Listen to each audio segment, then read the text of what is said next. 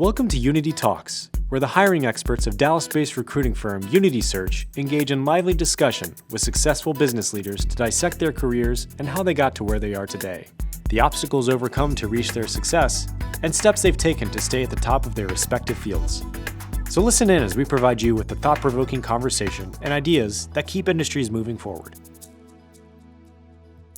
Good afternoon, everybody, and welcome to the next edition of the Unity Talks podcast. And we're so glad that you join us every other week as we get to meet and talk with DFW business leaders. And we hope that their words and advice really sit well in your ears and you take it to heart. We gain a ton of value, I know, at our firm from listening to these podcasts and watching them. And we're really excited about our guest today. Our guest has both Dallas and Houston blood in him, much like I do. And he is currently the CFO of a cybersecurity startup firm. And that company is called SolCyber. And he actually brought us a little gift today that we have really enjoyed. And welcome to the podcast, John London. I'm glad to be here. Thank you. Yeah, we're excited that you're here. Thanks for driving up the tollway, right up the tollway from us. Easy drive. It's right on your way home, you know? Don't say that. I might not be leaving early. Okay. All right. That's fair. I'll take that. So here's what we're going to do. We're actually going to start in high school today. Okay. So we're going to go back to high school times. All right. So you were born in Dallas. You went to high school in Houston. Mm-hmm. It was Stratford Spartans, I believe. Right. So from anybody who is familiar with Stratford High School in Houston, I think it's just on the west side of Houston. That's right. And you told me yesterday, you're like, oh yeah, Craig James, he's the one that graduated from our high school. Yeah, that's right. He was one year ahead of me. So, and people in Dallas really know who Craig James is, obviously. Yeah. So did you know that not only did he graduate from there, but it was like a pro football hotbed there, because you have Andrew Luck, you had David Klingler, which was U of H, and then to the Cincinnati Bengals. And then the country music star Clint Black actually graduated from there. I bet you didn't know that, did you? Actually, I think I had read that at some point. I wouldn't have remembered. You wouldn't have remembered. Yeah. Well, so we're going to talk about your high school days and start there, because I think it weaves its way throughout your career. You decided not to go to the NFL and not be a country music singer, right? So, but you worked through high school. And you had to work through high school to pay for college. That's how you got through college, and it instilled that work ethic in you, right? That's right. I had good grades in high school. I loved my classes, and I had time and an opportunity to work. That was my extracurricular activity, and it really allowed me to start at the lowest level and work my way up to be a manager for a restaurant, fast food restaurant, and that really gave me a lot of learning of working with people and how to interact with them, and the significance of how they perform and how they help your customers and help the business succeed. Yeah, it teaches you a lot about relationships early on in your life that I'm sure shaped who you are today and how you work with both your employees in your current life and your customers today. That's exactly right. You took a job in construction when you came back here. You told us it was a nice, cool summer, right? Felt great. That's right. It was the hottest summer on record in Dallas. So it was a lot of fun, a lot of water breaks. Yeah. You look for shade, and the rest you got through it. So you were young. You didn't know any bad times. That really set your mind to, I'm going to college, I'm getting a degree. The construction life is probably, not that there's anything wrong with it, but it probably just wasn't for you, right? Absolutely. It was just a summer job, a way of earning money and trying to help my college expenses. So it really convinced me that there were better things to do than that particular job, at least for me. I love that you're learning from those experiences. Even though you're young, you're still learning from those experiences, and you carry that with you. And one of the things we've talked about in the past has been just work ethic and how that started early from you. And so I'm curious, how do you, when you interview someone for a job, during the interview, can you identify whether they have work ethic that you're looking for, or do they actually have to show up and perform and then you evaluate? I think for the most part, it's something you identify during the interview. It's a little bit of a tick that they have where they just have energy, they have enthusiasm, they show extra effort, they ask good questions and that sort of thing. And so I feel like it's something you find then.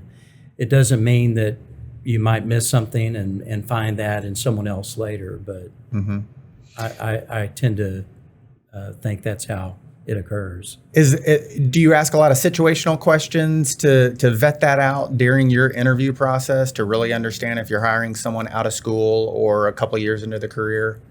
I wouldn't say it's so much situational questions, but rather just how they act as they're answering any question.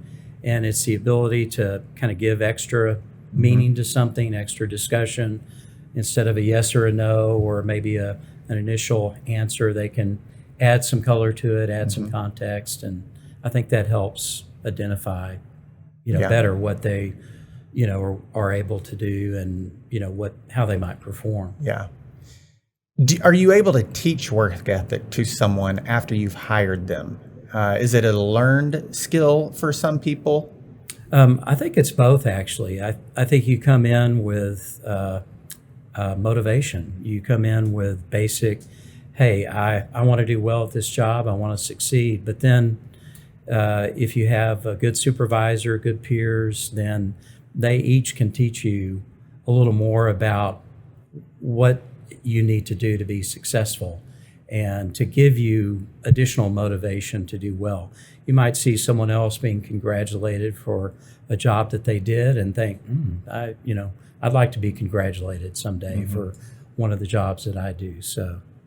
So if I understand what you're saying, I feel like you're saying you got to know each individual on your team and what drives them. You can't treat them all with a broad brush and figure that if I just do this one thing, that's going to drive their work ethic. But it's getting to know what motivates each one to push them further. I think that's right. And I think also, going back to your first question, it is something that while they bring to the table, you can teach them and you can tell them different things to do to look for situations, problems, solutions, and by doing that, you're giving them some instruction and some ability to succeed on their own. And I think that's really what people are looking for when they start a job, is how do I succeed and grow with a job. And it might be a job that you're not going to do forever.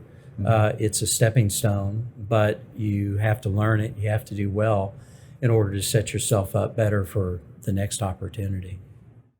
Is it more effective, in your opinion, to save up these conversations on a quarterly basis, or hey, I'm gonna really talk to them in my annual review or semi-annual review, or are these little 2 to 3 minute conversations that you could kind of pull them aside quickly in the hallway, or a 30-minute one-on-one? Like, what's the most effective? And maybe it's all the above.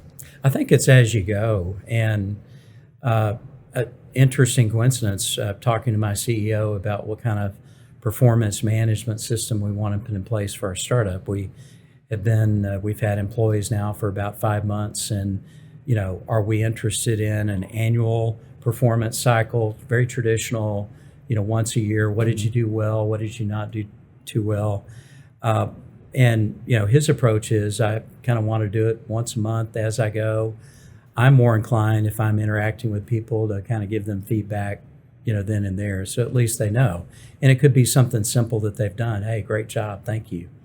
I really feel that's like all it takes. I feel like the corporate world has evolved a lot, in a very short time period, as it relates to giving feedback to people. We talk a lot about feedback on this show, and it used to be, well, we'll talk about it in our annual review. Well, that's not really effective. As a leader, you're having to write things down throughout the year if you remember to write them down, because you're not going to remember something that happened in April to give them that review in December.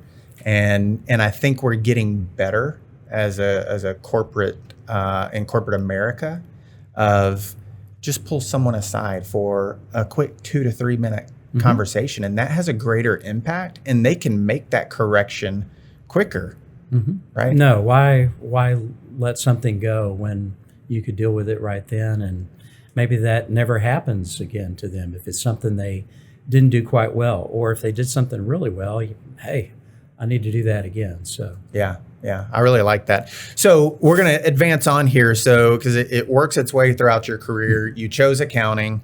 I've heard you talk a lot about adapting and evolving as a professional. I'm using those two words because you've used those two words with me in the past. Okay. So tell us about adapting and evolving as a professional and why that's so important in today's corporate America.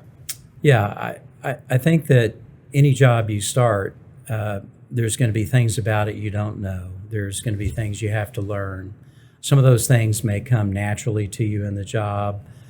Some you may have to ask about. Some you may have to go work on quite a bit. Some you may have to entertain getting some training, maybe Excel training or Word training or PowerPoint, but doing something that is very specific to a task. So if you are prepared to be adaptive and to learn those things, then you will be successful in that job. It may not be perfect performance in the beginning. You may have a lot of things you need to learn to do. It could be learning how to deal with pivot tables, and there's little quirks that go on with things like that, even that I experience today.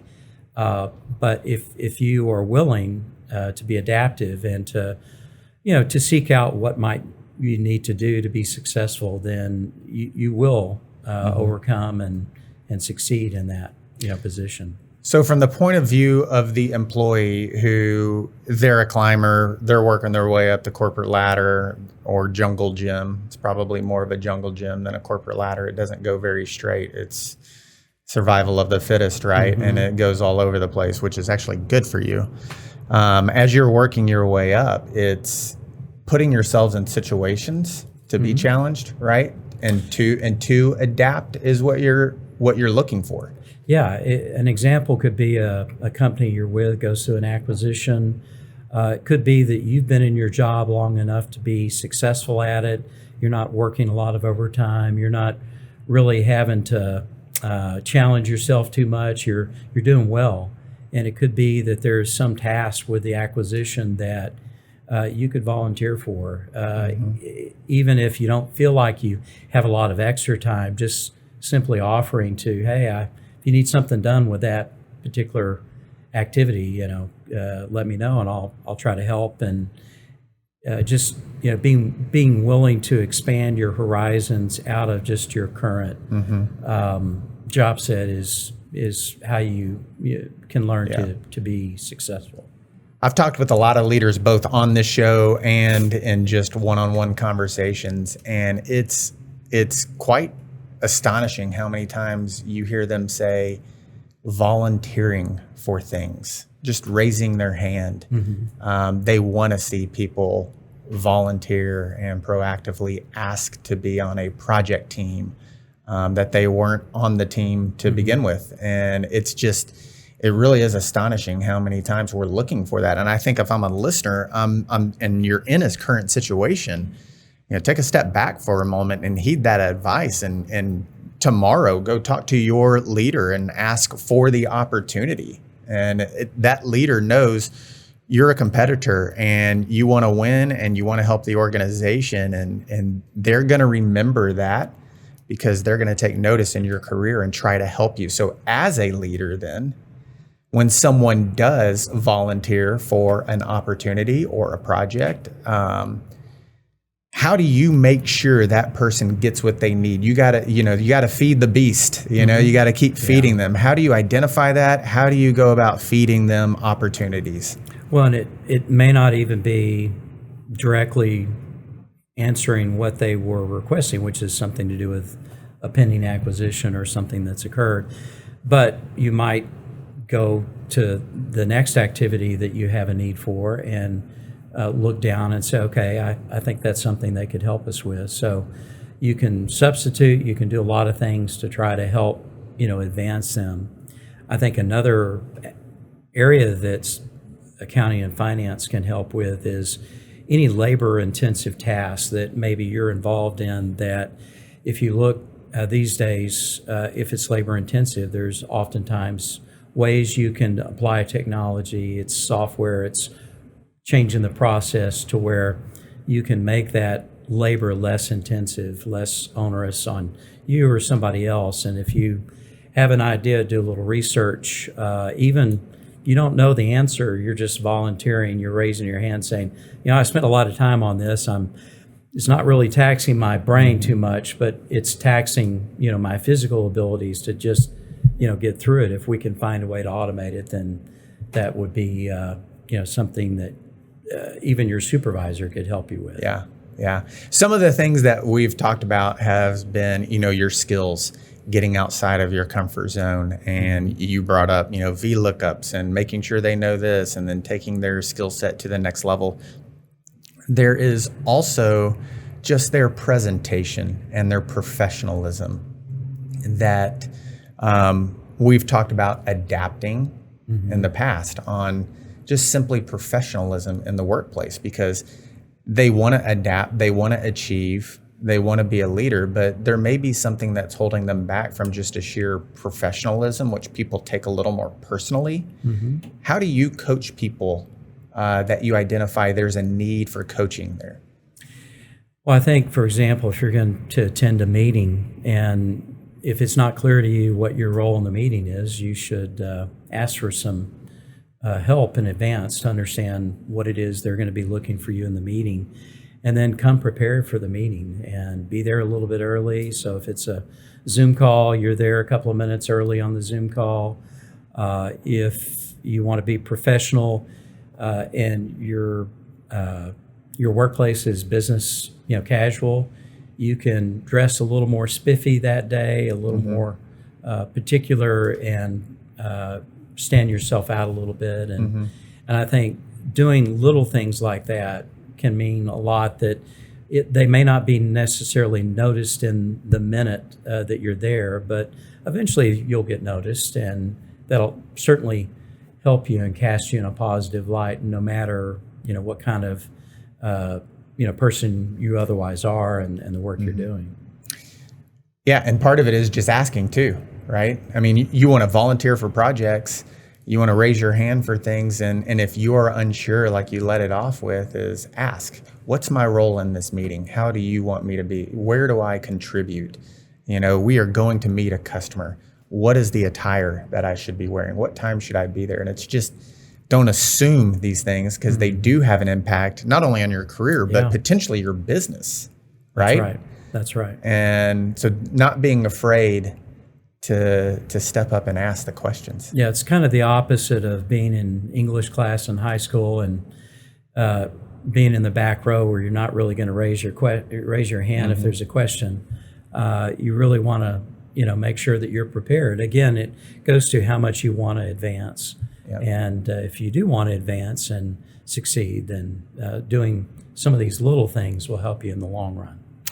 So let's shift into kind of talking a little bit about your career, because I think you have really good insight that would help other leaders in their career and building out their network. You've kind of fallen into this. I told you the other day, you've fallen into this, a CFO, private equity portfolio hitman. I mean, you're going into these portfolio companies of private equity firms, and I asked you, how are you getting these positions? Is it recruiters? Is it your network? And that led to a discussion about building your network all throughout your career. So share with us how you've built your network, what's important for you to do, because that is also getting outside of your comfort zone. Yeah, and thank goodness for LinkedIn, because it really is a means that helps everybody to stay somewhat connected. And you can go on LinkedIn, set up your profile, you can start to connect with others, but it's not so much even the initial connection, but it's also staying in touch with them and finding a way. If you're not in a job, or if you're in a job, not looking for a job, staying connected kind of as you go will help you if you do ever need a job and you're looking for that connection that knows about the job that you might, be interesting to you. And I think for me, that's what I found is that you can have all the connections in the world. You could have 10,000 connections, and yet every one of them was valuable to stay actually connected in some way or another, so that as you progress in your career, you're staying updated with them. They know where you're at, what you might have done. And if you do that, then chances are when you do need that position, you're looking for a job, reaching out to them will provide you with some kind of tangible benefit, even if they say they don't know of anything right there. In my experience, spending all that time connecting with people, going to have a coffee in the morning, maybe grabbing a beer after work, something like that, is invaluable, and it will at times, lead to different things. They heard of something, they don't know a lot about it, and yet it could be also, well, they know everything about it, and here's exactly who you need to talk to about the job. So I think using that and actually staying connected is the real key with following a LinkedIn profile and how you deal with your connections. Absolutely. Couldn't agree more with that. What about when you are working in a job and you're building your reputation and the success that you have at a company? How does that help your future career prospects? It's very directly correlated. When I was at a company called Top Image Systems, as I started there, we really looked like we needed to sell the business for any one of a number of reasons. And ultimately, I was successful helping the CEO sell the business. And that directly correlated to how that particular person and others that were associated with the transaction, viewed me. So it can only help me down the road in my next opportunity, even if it's not where I'm trying to come in and help sell a business, as that particular opportunity was. Yeah, your reputation, right? You can control how your reputation is manifesting itself. Now, you can't control how other people see it. That's right. Right? Because you can't control other people, but you can control your actions on a day-to-day basis and what your intent is, and hopefully your intent and impact align with each other. There's one other thing that you've mentioned to me in the past about getting other jobs. Typically, a person in your shoes, you are the person who is giving references to staff that would have reported to you. And you told me something really interesting. You said staying close to that staff because your staff one day will help you find a job.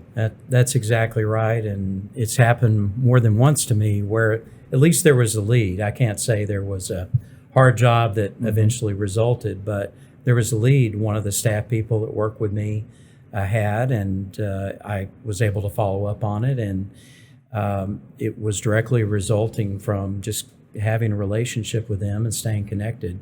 As much as I can help them, sometimes they can help me, and it can be a win-win for both of us. That's so good that you say that. I had never thought of that. It's the first I'd heard anybody say that before, and I think that's really important. It's not just the impact of your peer group; it's the impact that you have on your people reporting to you, and they can help you in your future career at a later date. And I love that right there. That was really good. Yeah, and my current opportunity at SolCyber in the cybersecurity business, while I didn't have any really specific, tangible, direct cyber experience, the fact that I had done a great job on my last position at Top Image enabled me to find this opportunity, and I'm going to help the company be successful ultimately.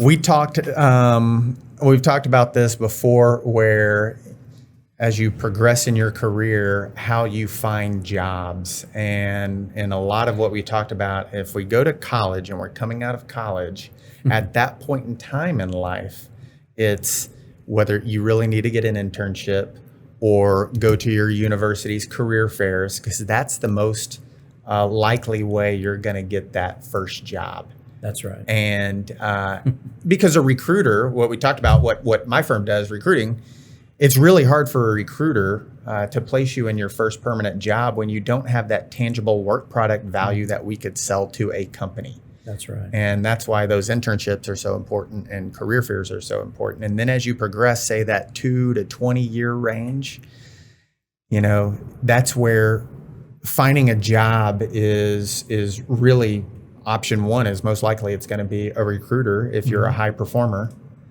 and you're building your network through that time. That's right. And then once you become that senior level person in an organization, your network in recruiting, a recruiting firm can be equal. And sometimes if you really build that network can take the edge on a recruiting firm. Yeah, that's exactly right. And really, for me, the network has been, the reason for each one of my positions, whether it was the first job after I left public accounting or the last job I have now. It was knowing someone that had a need or knew of a need for a particular company. So yeah, well, I really appreciate you sharing. I want people to hear that, because right now there are a lot of people that need jobs, as we continue to bounce back, and there's a lot of people that are just changing jobs right now. They call it the Great Resignation. If you've seen a lot of what's going on, it's like people are resigning more and more and changing positions. And but for those who really need jobs, I appreciate you sharing those little pearls of wisdom for our audience. Thank you for that. As we wrap up, I'd love to know, what is that one piece of advice that we haven't covered here today that you would impart on, whether it's a job seeker, or I love it when guests share advice for people just in their career, trying to mine the battlefield of corporate America and make sure they're setting themselves up for success? Yeah, I would say first and foremost, be yourself. It's important for you to if you're going to be successful, just staying within what you do, your personality. It doesn't mean that you can't be attentive, you can't be super focused in your job. That's going to be, what you do. And then I think also just be honest. Be honest with yourself, and you may find that you have a little gap in how you need to do your job. And if you're honest with yourself, you'll go seek improvement. You'll deal with it yourself, get some training online.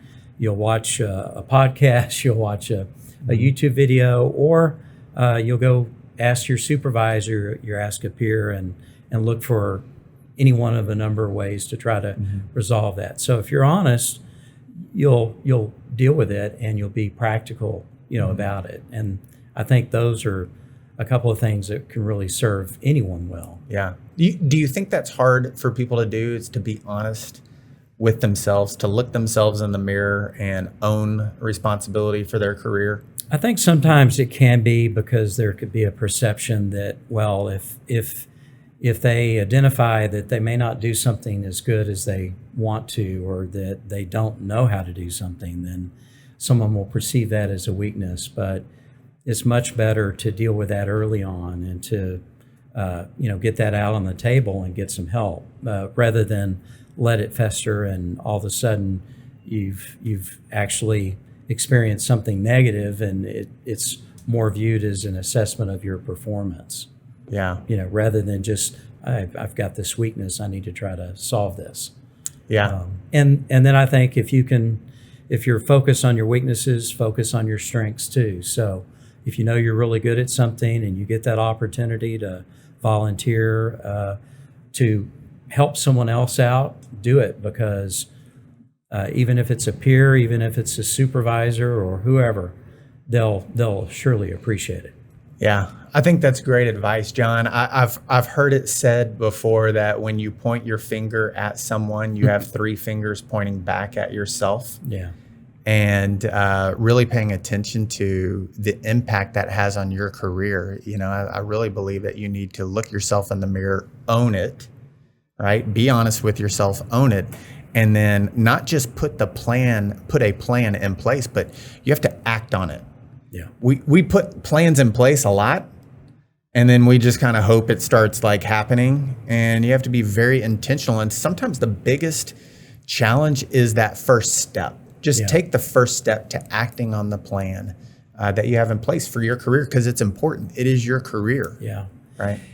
I think the other thing is just be careful as you find something that needs to be fixed. Accusing someone or accusing a process or,